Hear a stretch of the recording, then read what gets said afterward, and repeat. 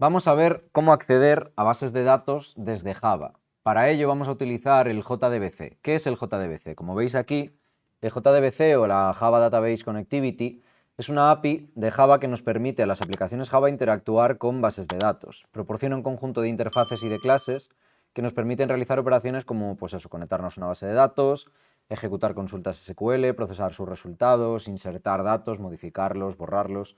Cualquier cosa que se os ocurra que podamos hacer contra una base de datos, vamos a utilizar la JDBC para usar alguna de sus clases o interfaces y poder llevar estas operaciones a cabo, ¿no? Cosas que podemos hacer también: ejecutar transacciones, leer metadatos de tablas para saber a lo mejor cuántas columnas tienen o qué cantidad de datos tienen introducidas ahora mismo, cosas por el estilo. Podemos hacer programas no solo para el típico CRUD de insertar, eliminar, modificar y buscar datos en una base de datos, sino a lo mejor conectarnos a una base de datos que no conocemos o que viene de otro proyecto o lo que sea, y sacar sus metadatos para, a partir de ahí, pues a lo mejor hacernos nuestro propio esquema o para volcar los datos de una base de datos a otra. Podemos hacer un montón de cosas, ¿no? Lo que se nos ocurra. Entonces vamos a ir viendo poco a poco qué es el JDBC, cómo funciona, qué clases tiene y cómo podemos utilizarlo. Podríamos pensar en el JDBC como tal, como un intérprete que traduce, como veis aquí, las instrucciones Java en comandos que la base de datos puede entender. Básicamente, como veis en esta imagen, el JDBC es lo que va a estar en medio entre nuestro programa Java y la database, la base de datos. Pero para poder utilizarlo, vamos a ver ahora cuáles serían los pasos para conectarnos a una base de datos con JDBC, y vamos a ir viendo conceptos como, por ejemplo, este primero que vemos aquí, que es el de cargar el driver del JDBC. ¿Qué es el driver? Como veis, nos pone: antes de conectarnos es necesario cargar el driver JDBC correspondiente. Esto se hace utilizando la clase class y llamando al método .forName. Por ejemplo, para MySQL se utilizaría lo siguiente: tenemos para class.forName y aquí cargamos lo que sería el driver, que como veis pues está en un paquete con .mysql, lo que sea. Esto depende de cuál sea la versión del driver que estáis utilizando, de qué sistema gestor de base de datos, de dónde lo tenéis alojado, de varias cosas. De todas formas, fijaos en el comentario que pone encima de que para la mayoría de los drivers de JDBC ya no es necesario cargar el driver explícitamente, pero es una buena práctica hacerlo. ¿Qué quiere decir esto? Pues que hay muchos drivers que, como tal, simplemente con que esté la librería añadida al proyecto no hace falta cargarlo con class for name, directamente lo podemos utilizar. Hay que asegurarse, obviamente, de tener el JDBC correspondiente en nuestro ClassPath. Podemos descargarlo desde el sitio web de un proveedor, es decir, si vamos al sitio web de MySQL, ya en la sección de descargas vais a poder encontrar el jar para el JDBC con Java, el driver de Java para poder conectarnos a bases de datos MySQL. Si vais a la página de PostgreSQL o de Oracle o de cualquier sistema gestor de los habituales, lo más probable es que en su sección de descargas encontréis este jar para poder, pues efectivamente, conectarnos, ¿no? De todas formas, como vamos a hacerlo nosotros en el primer ejemplo que hagamos, que vamos a utilizar SQLite, ya os lo adelanto, pero lo veremos más adelante, es a través de un gestor de dependencias. Existen varios gestores de dependencias, pero aunque no vamos a profundizar mucho ahora, quedaos simplemente con que un gestor de dependencias simplemente es un archivo de configuración y un programita, por así decirlo, que lo que hace es, cuando nosotros ejecutamos o tenemos nuestro proyecto en un IDE, como puede ser IntelliJ o en cualquier otro IDE, básicamente nos ayuda a decir: vale, yo tengo aquí configurado que necesito estas dependencias, que puede ser un jar, unas librerías o lo que sea, y lo que hace este gestor es precisamente descargárselas por nosotros e inyectarlas en el proyecto sin la necesidad de nosotros tener que ir a internet, a la página de descarga, buscarlo, etcétera. Nada, simplemente nosotros le decimos que tenemos esa dependencia y el gestor se encarga de traerla. Las más habituales en Java son Maven o Gradle. Gradle, de hecho, se utiliza también en proyectos Android y en un montón de sitios más. Maven y Gradle en general son una alternativa al uno de la otra y se utilizan un montón de frameworks diferentes. Una vez tenemos el driver, ¿vale? Una vez hemos cargado el driver, el siguiente paso sería establecer la conexión. Para establecer la conexión, para conectarnos a la base de datos, vamos a utilizar la clase DriverManager y en concreto su método getConnection. Este método requiere de una URL de conexión, un nombre de usuario y una contraseña, que es el típico nombre de usuario y contraseña que ponéis cuando instaláis el sistema gestor de base de datos para poder conectaros a él. Entonces, básicamente, en la URL que vamos a tener, dónde está alojada nuestra base de datos, dónde está alojada nuestra base de datos, luego el usuario con el que nos conectamos a esa base de datos y la contraseña.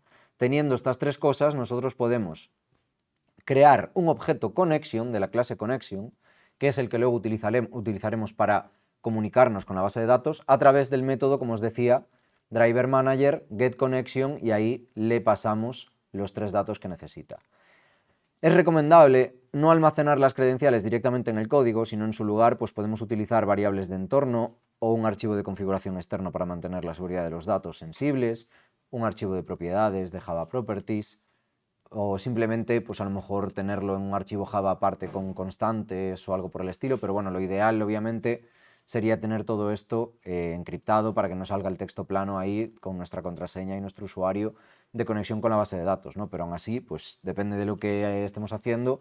Ahora nosotros para hacer pruebas vamos a tenerlo así sin ningún problema. Entended que esto es un consejo para un entorno más de producción. Una vez tenemos la conexión hecha, el siguiente paso sería crear una sentencia, o sea, sería empezar a usar la conexión para algo, ¿vale?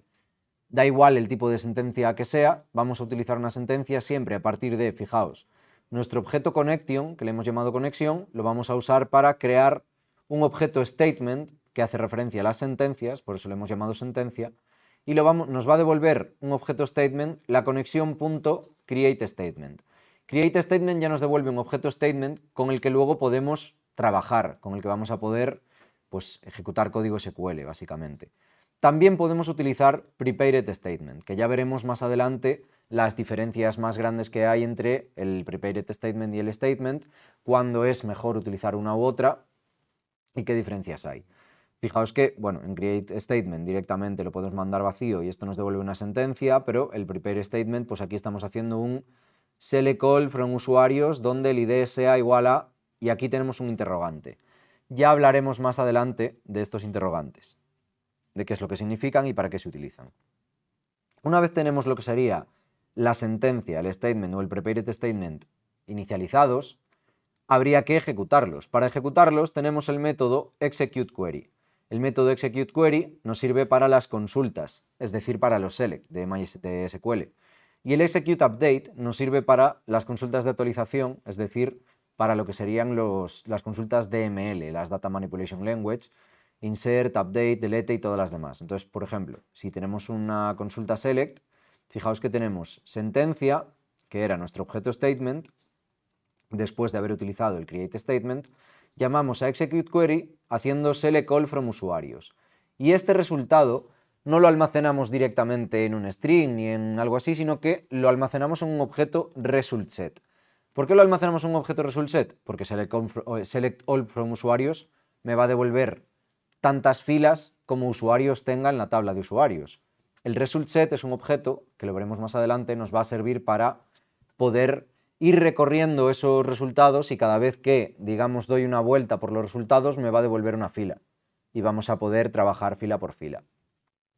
Además de esto, podemos también pues, ejecutar sentencias de actualización, de insert, de delete, de update, como os decíamos, con sentencia executeUpdate, y aquí hacemos, por ejemplo, insert into usuarios, nombre, edad, y le pasamos values y le estamos pasando nombre Juan y edad 30. Y esto nos está devolviendo un int, ¿por qué? Porque el executeUpdate me devuelve el número de filas afectadas por mi update, que en este caso debería de ser una, y estamos almacenando el número de filas afectadas ahí en ese entero filas afectadas, que luego para saber si la sentencia se ha ejecutado correctamente, pues podríamos hacer que si filas afectadas es igual a 1, por ejemplo, pues que es correcto, ¿no? Aunque habría más formas de comprobarlo, haciendo un resultSet y comprobándolo con un select después, por ejemplo. Para procesar los resultados de todo esto, como os decía, tenemos resultSet. La consulta que veíamos antes con el select all from usuarios, podemos ir recorriéndola con el método next del resultSet. Entonces podemos hacer, mientras resultado tenga siguiente, porque next, en el momento en el que ya no hay filas, en el momento en el que las hemos recorrido todas, devuelve null. Entonces, cuando devuelva null directamente sale del while, o devuelve false. Perdón, devuelve false. Entonces, ¿qué quiere decir esto? Si no entra en el while, quiere decir que la consulta no me ha devuelto ninguna fila. Pues que a lo mejor la consulta era muy específica y no ha devuelto ninguna fila. Aquí, como veis, dentro de cada fila estamos sacando con los métodos getInt y getString, pasándole el nombre de la columna pues el ID y almacenándolo en un entero, getString y el nombre almacenándolo en un objeto string, getInt y la edad almacenándolo en una variable edad entera. Y luego estamos haciendo un print con todos los datos de la fila. Tened en cuenta que, obviamente, el nombre de estas columnas tiene que coincidir exactamente.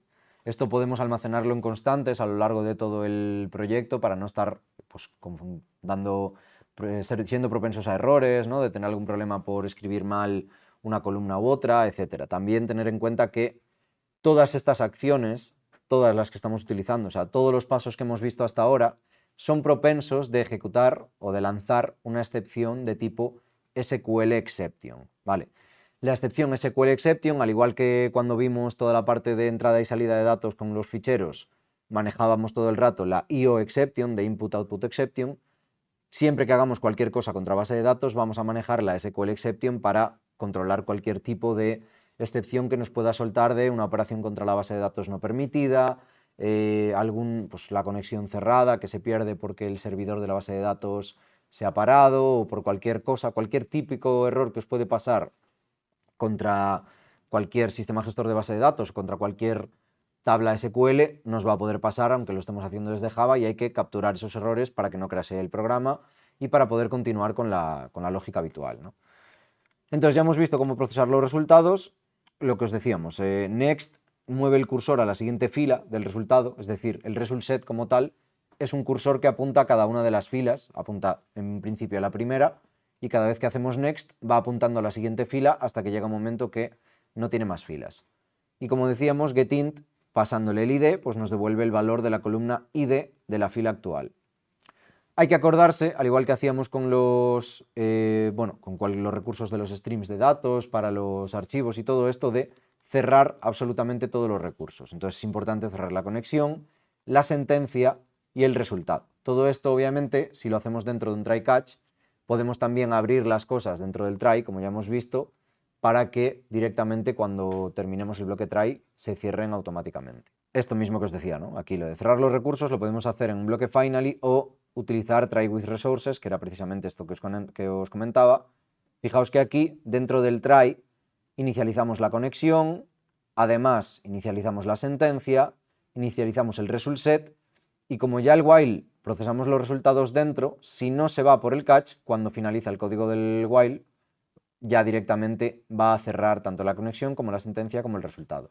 Pero si no hacemos un try with resources, un try con recursos, sí o sí, en el bloque finally deberíamos de realizar esta operación, todos los .close. Vamos a ver un ejemplo de conexión a una base de datos MySQL completo, ¿vale? Para que veáis pues, un ejemplo sencillo, ejemplo JDBC. Fijaos que tenemos definido las variables para conectarnos, dentro del try es un poco todo el código anterior todo junto, ¿vale? La conexión, la sentencia y el resultado inicializadas, el while mientras lo recorremos y el catch capturando la SQL exception que os comentaba.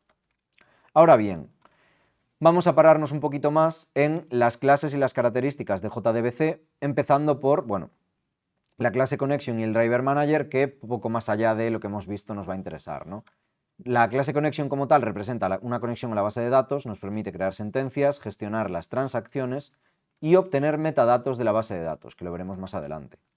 ¿Qué métodos comunes tiene? Pues el create statement, que nos genera un objeto statement, el prepare statement nos crea un objeto prepare statement, que luego veremos las diferencias. Luego tenemos el método prepare call, que básicamente nos crea un callable statement, que nos sirve para ejecutar procedimientos almacenados. Esto también lo veremos con un poquito más de detalle, pero básicamente para ejecutar procedimientos y funciones creadas en la propia base de datos y almacenadas en SQL.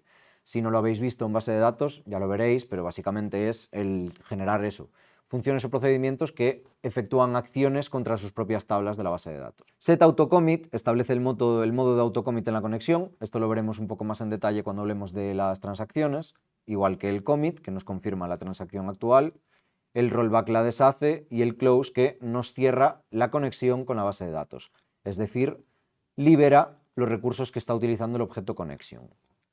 Dicho esto, tenemos también el driver manager, que es el que utilizamos precisamente para conseguir este objeto connection a partir de getConnection y de las credenciales de la URL, el usuario, la contraseña y todo esto que hemos hablado hasta ahora.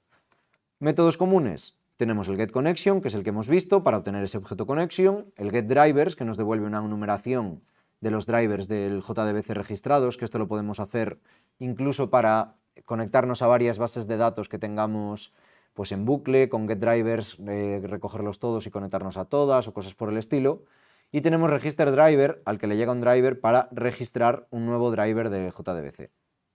Después, como ya habíamos adelantado, en JDBC existen diferentes tipos de sentencias que podemos utilizar para interactuar con la base de datos. Las más comunes son statement, como os decía, que statement se utiliza para consultas simples. No es recomendable utilizarlo para consultas que requieren parámetros, ya que es vulnerable a los ataques de SQL Injection, de inyección SQL.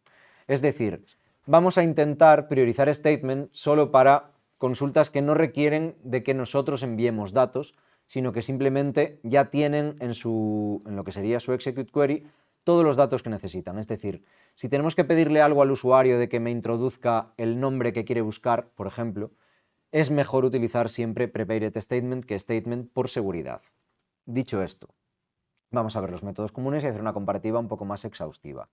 Execute query, como decíamos, ejecuta una consulta SQL y me devuelve un objeto resultSet. Execute update me ejecuta una consulta de actualización, es decir, de DML, y me ejecuta un insert, un update, un delete o lo que sea, y me devuelve el número de filas afectadas por esa acción. Luego tenemos execute, a secas, que ejecuta una consulta SQL y devuelve un booleano que indica si el resultado es un resultSet o un número de filas afectadas.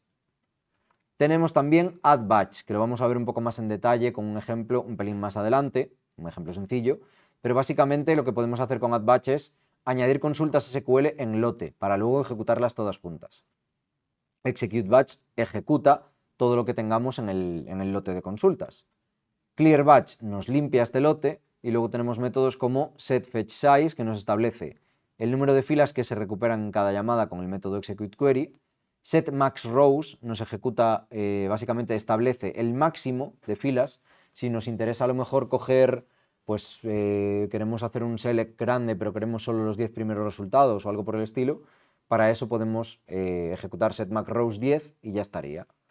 setQueryTimeout también es interesante, sobre todo para cuando ejecutamos queries en segundo plano, ¿vale? Pensad que ahora no lo vamos a ver, pero más adelante tiene sentido que cuando estamos manejando bases de datos de gran tamaño, que no se quede el programa en el hilo principal, o sea, lo que sería en su ejecución principal, esperando a recuperar datos de una base de datos, porque, a ver, entendedme, si recuperamos 10, 15, 20, incluso 100 datos, lo va a hacer relativamente rápido y no va a tener que esperar el usuario casi para nada. Pero en el momento en el que tenemos una base de datos, a lo mejor con 100.000 filas y queremos recuperarlas todas, eso no se hace en cuestión de 2 segundos.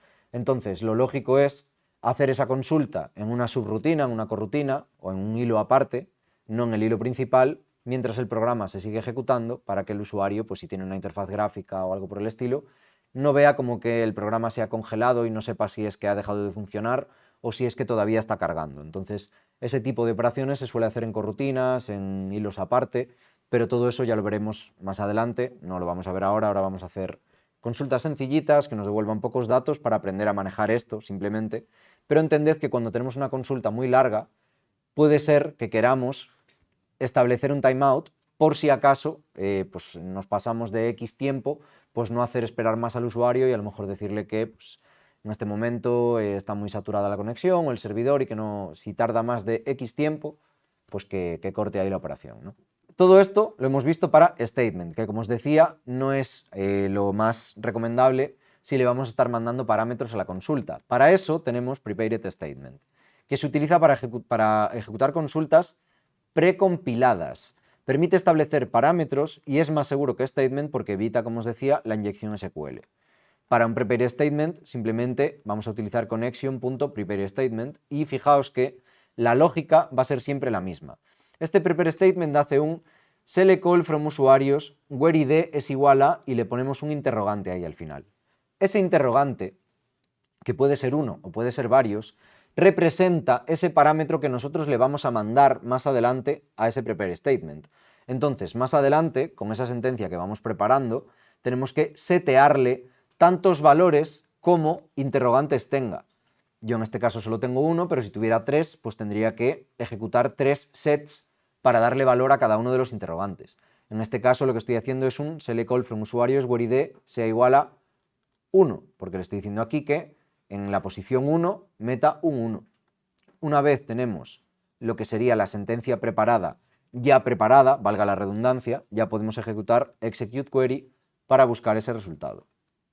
Los métodos comunes aquí, pues obviamente los primeros van a ser todos los setters que, dependiendo del tipo de dato que queramos utilizar, o sea, el que queramos inyectar ahí en la sentencia preparada, utilizaremos uno u otro. Tenemos setInt para los enteros, setString para las strings, para los varchar que serían, ¿no?, en base de datos, en SQL, setDouble para los double, y luego empezamos a tener cosas como setTime, setDate, setTimestamp, tenemos setObject para mandarle objetos, tenemos setNull para establecer un parámetro como nulo si es nullable. Ojo, porque eso habría que capturar que no nos dé la SQL exception, porque a lo mejor hay una constraint de not null en la definición de la base de datos, entonces no podemos poner a nulo algo que es no nullable en base de datos. Pero además es importante que os fijéis en varias cosas. Lo primero, fijaos que todos estos métodos lo primero que reciben es el parameter index, es decir, es la posición del parámetro. ¿A qué se refiere eso? Eso se refiere a la posición del interrogante aquí, en el select, es decir, si yo tengo 4 interrogantes, el primero va a tener parameter index 1, el siguiente 2, el siguiente 3, el siguiente 4. A diferencia de como suele ser habitualmente en programación, aquí empezamos por el 1 en vez de por el 0, pero bueno, prueba y error. Si os falla, ya sabéis por qué puede ser.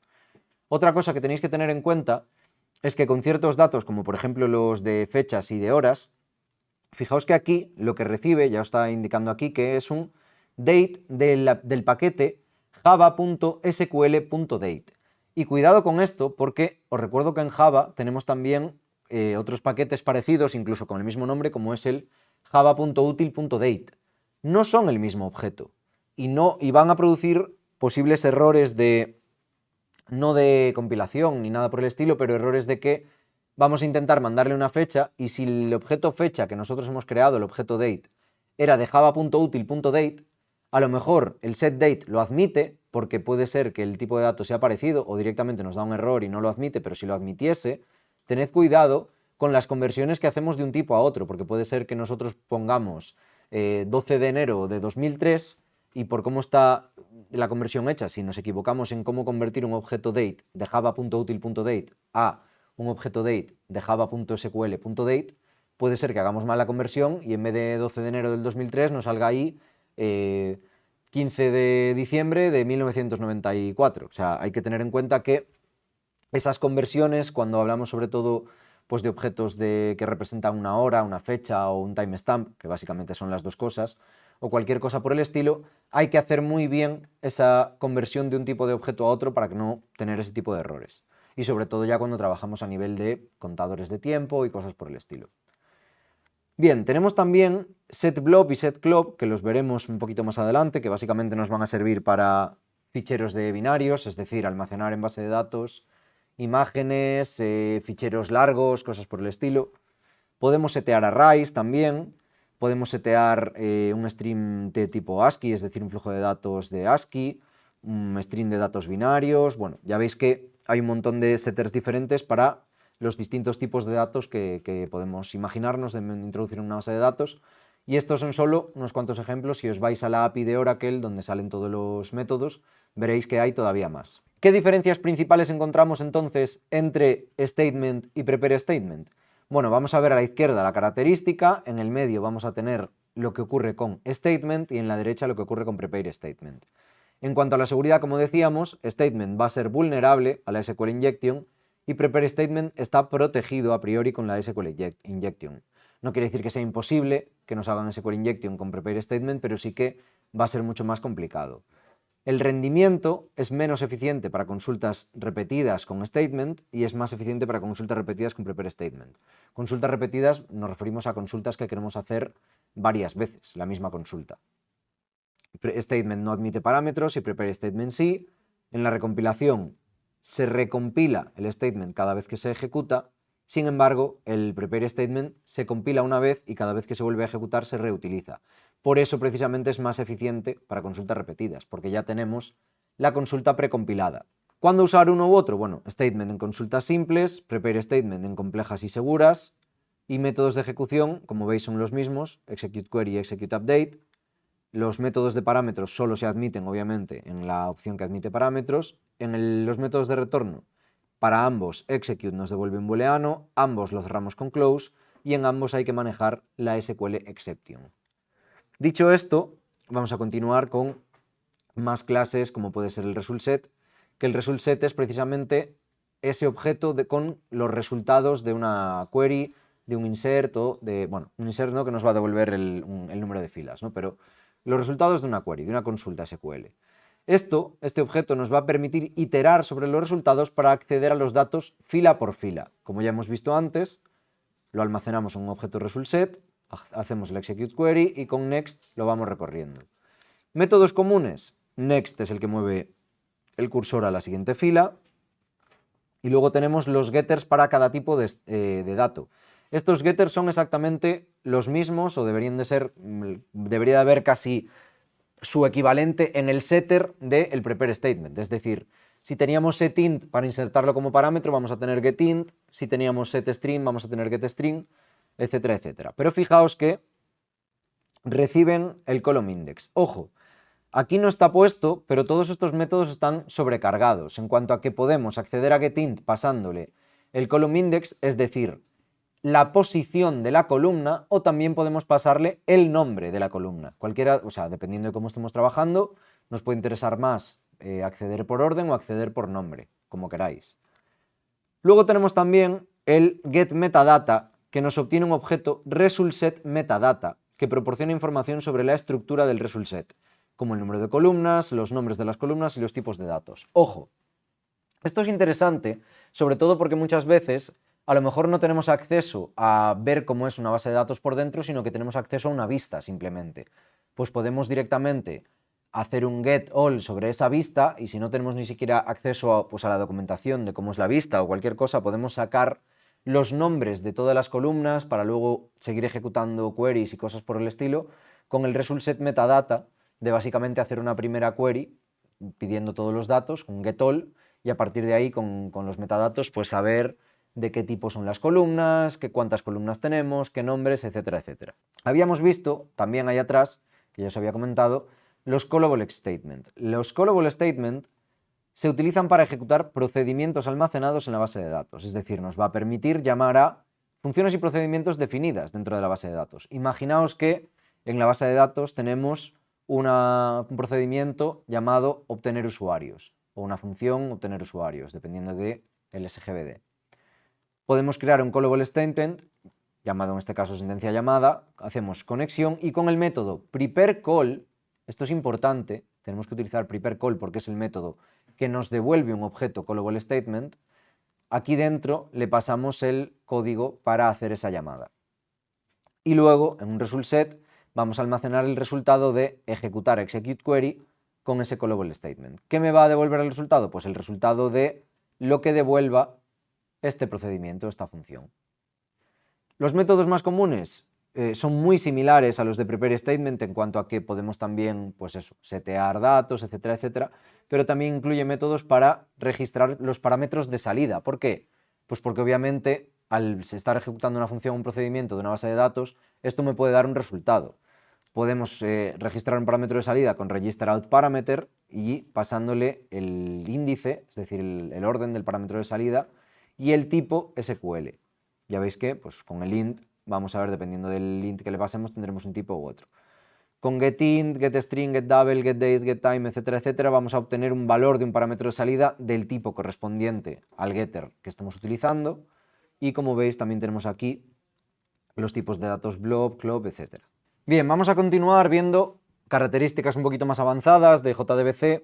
Entre ellas, la primera es el batch processing. Ya os lo había introducido antes con lo de el add batch y ver cómo el execute batch funciona, pero vamos a ver un ejemplo sencillito. Básicamente nos permite ejecutar múltiples sentencias SQL de una sola llamada a la base de datos. Esto es útil para mejorar el rendimiento y eso, pues hacer varias operaciones de una sola vez. Varios inserts, varios deletes, etc. Ojo, vamos a ejecutar, digamos, sentencias una detrás de otra, pero no van a funcionar como una transacción. Simplemente nosotros las vamos a ejecutar todas seguidas, pero van a funcionar cada una como una acción por separado. Fijaos que ahí creamos un statement, le añadimos dos inserts, un insert Juan 30, un insert María 25 y luego con sentencia execute batch ejecutamos todas. Y aquí fijaos que nos devuelve un array de enteros. ¿Por qué? Pues porque cada posición del array lo que va a tener es el número de filas afectadas por cada una de las sentencias que ha ejecutado. Previsiblemente en este caso, en la posición 0 del array vamos a tener un 1 y en la posición 1 también vamos a tener un 1 porque estos inserts tan solo tienen, pues, tan solo están insertando un único dato, ¿vale?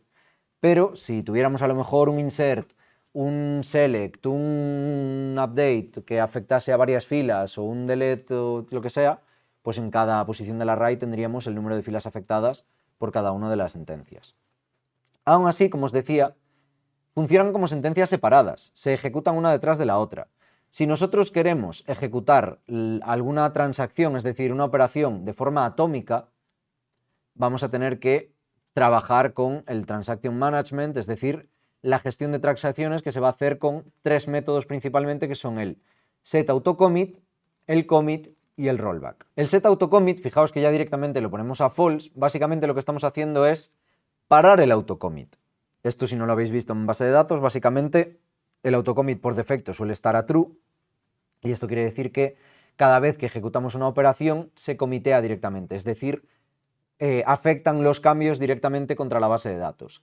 Si esto lo ponemos a false, lo que estamos haciendo es que empezamos a generar operaciones que se van a guardar en un buffer, por así decirlo, y que no se aplican contra la base de datos hasta que hacemos commit. Fijaos en este ejemplo que lo que estamos haciendo es generar la conexión. Antes de entrar en el try ponemos el autocommit a false de la conexión y dentro empezamos a ejecutar las mismas dos insert de antes, las mismas dos execute updates de antes. Entonces lo que estamos haciendo es insertar dos usuarios, pero los estamos insertando de forma atómica, en una transacción. Al final hacemos el commit para confirmar la transacción. Como estamos en una transacción, si ocurriese algún problema aquí, ninguno de los dos se insertaría, porque hasta que hacemos commit no se guardan los cambios. Y si aquí saltase una excepción, por lo que sea, porque pierde la conexión con la base de datos o por cualquier cosa que pueda pasar, salta la SQL exception, se viene aquí y ejecuta el connection.rollback. Esto lo que hace es deshacer todos los cambios que se hayan hecho durante el proceso de la transacción para que pues, no se queden operaciones que a lo mejor tienen que afectar a varias tablas a medias, en una sola tabla o no, etc. Esto, si lo habéis visto en base de datos, pues ya lo sabréis, pero sería el típico ejemplo de, pues por ejemplo, cuando estamos comprando vuelos con escalas, ¿no? Y si yo quiero que el usuario compre un vuelo de Vigo-Madrid, por ejemplo, y otro de Madrid a, no sé, a París, por ejemplo, el usuario de Vigo quiere volar a París. No tendría sentido que si ocurre un error en medio, le admitamos como comprado el billete Vigo-Madrid o el Madrid-París si no se ha podido comprar el otro, ¿no? Tendríamos que ejecutar toda esa operación como una transacción para que sí o sí se hayan comprado ambos billetes, que básicamente serían dos inserts en nuestras bases de datos. De todas formas, siempre es importante controlar esto bien y al acabar en el finally, o bien después del try catch o como sea, volver a poner el autocommit a true para acordarnos de que pues, todas las sentencias que después ejecutemos, que ya no tengan por qué ejecutarse de forma atómica, que ya no tengan que ser transacciones, pues que vuelvan a autocomitearse, ¿no? A ejecutarse directamente tras ejecutar la sentencia. Luego tenemos el result set metadata, que ya hemos hablado de él, y aquí vamos a ver un pequeño ejemplo de cómo usarlo. Fijaos, tenemos un get metadata de un resultado, ¿vale? De un result set cualquiera, nos da igual. Imaginaos que es del get all from usuarios o algo por el estilo. Y fijaos que lo que estamos haciendo es, con metadata.getColumnCount, ya sabemos cuántas columnas tiene el resultado, cuántas columnas nos ha devuelto la query.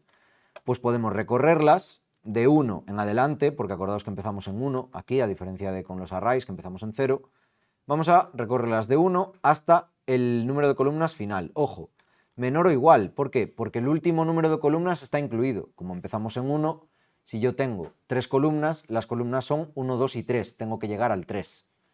Y lo que estoy haciendo por cada columna es sacar el nombre de columna con getColumnName, el tipo de columna con getColumnTypeName y printeándolo pues para, aquí simplemente hacer un ejemplo, pero yo esto luego lo podría utilizar para hacer consultas más complejas, para sacar datos y mostrarlos, etcétera, etcétera. Esto me puede servir también para realizar, pues, por ejemplo, programas más genéricos, ¿no? Programas que se conecten a una base de datos y hagan un select all from todas las tablas y lean todo el dato de todas las bases de datos. Si yo tengo los datos de conexión, pues ya simplemente haciendo esto en todas las tablas, yo podría recorrer todas las bases, o sea, ya hay métodos también para ver todos los nombres de las tablas, el nombre de la base de datos y todo esto, y con los metadatos podríamos directamente ir recorriendo para mostrar toda la información, por ejemplo. Luego, métodos comunes que tenemos aquí, en general son similares a los de ResultSet, pero incluye también métodos propios como los que hemos visto. GetColumnCount para el número de columnas, getColumnName pasándole el columnIndex para el nombre de la columna, getColumnType para el tipo de dato y getColumnTypeName para el nombre del tipo de dato de una columna específica, pues por si es a lo mejor algún tipo de objeto o algo concreto, algo específico, ¿no? O un enumerado o algo así. Database metadata nos proporciona información sobre la base de datos. Fijaos que esto que estamos usando es ResultSet metadata. Esto nos va a dar información de un resultado. Pero si queremos información de la base de datos entera, tenemos database metadata que nos puede dar cosas como getDatabaseProductName, que nos da el nombre de la base de datos, getDatabaseProductVersion, que nos da la versión, y cosas por el estilo. Hay más métodos, pero bueno, investigadlo en la documentación si os interesa, no nos vamos a parar mucho con esto ahora. También es interesante la SQL Exception, por supuesto, que es la excepción que se lanza cuando ocurre un error relacionado con cualquier cosa que tenga que ver con la conexión de la base de datos, con errores de sintaxis SQL, violaciones de restricciones, es decir, claves primarias que no se respetan, claves foráneas, constraints del tipo que sea, de un tipo distinct, una not null, cualquier cosa que nosotros en el código Java no estemos respetando va a hacer que salte una SQL exception. Y eso pues podemos capturarlo siempre capturando el error. Glob y Blob, que hemos hablado antes de ello, son tipos de datos que nos permiten almacenar grandes cantidades de datos como texto o archivos binarios. Podemos utilizar prepareStatement para establecer estos tipos de datos en una consulta. PrepareStatement, fijaos que tenemos un insert into documento y tenemos el nombre del documento y el contenido. Y le pasamos esta vez dos interrogantes. Entonces vamos a tener que sí o sí setear dos datos. El primer dato es el nombre del documento solo, entonces es un string. Con setString documento txt, por ejemplo. Luego estamos generando aquí un file input stream, un new file input stream para ese documento y fijaos que lo que le estamos pasando aquí es un set binary stream que es directamente ese new file con lo que sería el tamaño del file, ¿no? Y el file input stream a ese documento. Es decir, le estamos pasando toda la información binaria que tiene el documento en la posición 2 de la tabla documentos. Ejecutamos la sentencia y cerramos después el flujo.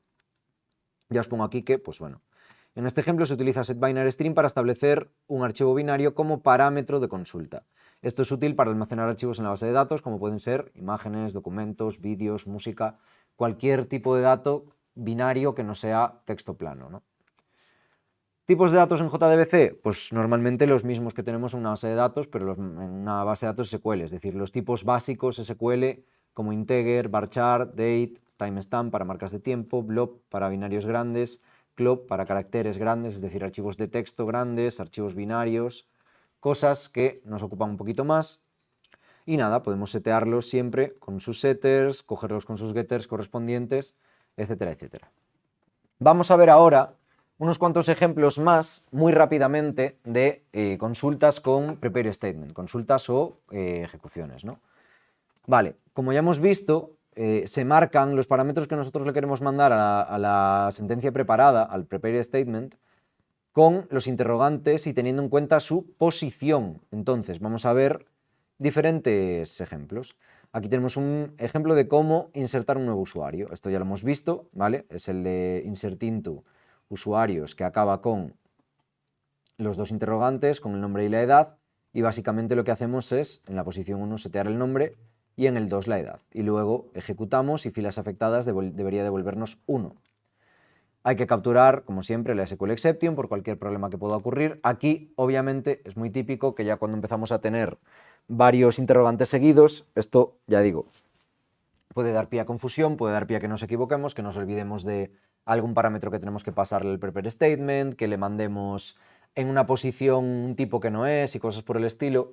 Esto es una problemática muy habitual que ya veréis más adelante en acceso a datos cómo se corrige con el uso de otras librerías o de ORMs o de otros métodos de conectarnos a bases de datos, porque aunque el prepare statement sí que es muy seguro, es bastante tedioso para bases de datos, para tablas con muchos datos de utilizar, porque pensad que estar viendo aquí qué orden siguen los interrogantes para una consultita con 2 datos está muy bien, pero si tengo 10 datos ya es bastante más lioso, es más propenso a errores, etc. Entonces, para lidiar con ello, aunque no lo veremos todavía, lo veréis en el futuro, se han ya pues, ideado ciertas librerías como Room, como un montón de diferentes ORMs que nos ayudan a hacer un mapeo objeto relacional, que nos evitan tener que trabajar directamente con el prepare statement.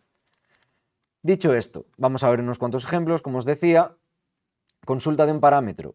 Tenemos call from usuarios, donde el ID sea el que vimos antes, ¿no? Tenemos ahí un interrogante y le pasamos ese entero.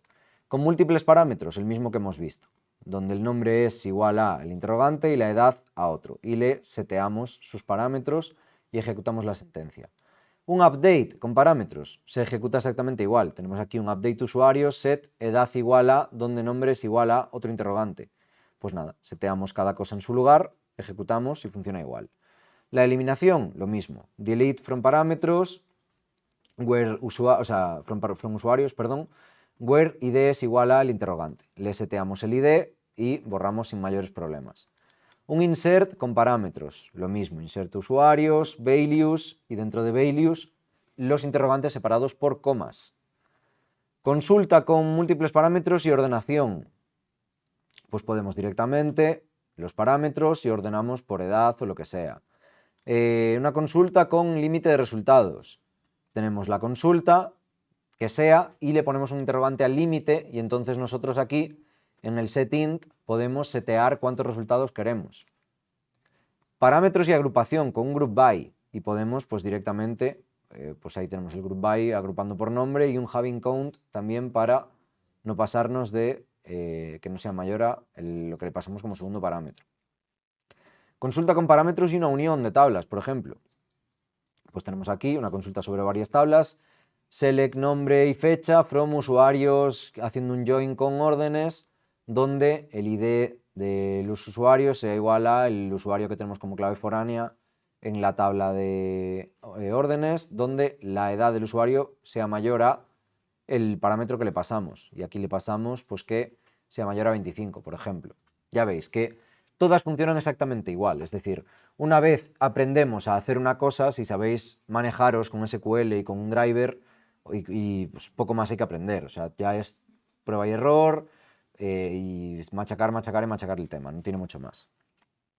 Luego aquí está un poco explicado otra vez el tema de las transacciones, aunque ya lo explicamos antes, es nada, acordaos de quitar el autocommit, hacer el set autocommit a false, cuando acabemos de ejecutar todo lo que queremos ejecutar, hacer un commit y utilizar el rollback para en el catch capturar la posible excepción por si no se puede llegar al commit, básicamente. Y aquí tenéis un ejemplo parecido al anterior, ¿no? Tenemos un prepare statement que lo estamos metiendo en varios try. Fijaos que aquí tenemos 2 try. Tenemos un primer try que abre la conexión, desactiva el autocommit, y un segundo try que abre los prepare statements dentro de un try con recursos para no tener que llamar a close.